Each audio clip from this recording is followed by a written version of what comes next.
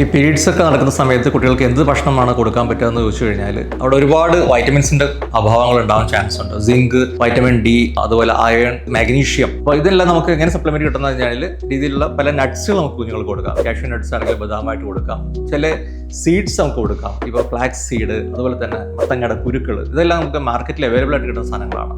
അതുകൂടാതെ തന്നെ fish, omega വളരെ ഇമ്പോർട്ടൻ്റ് ആണ് ഈ സമയത്ത്.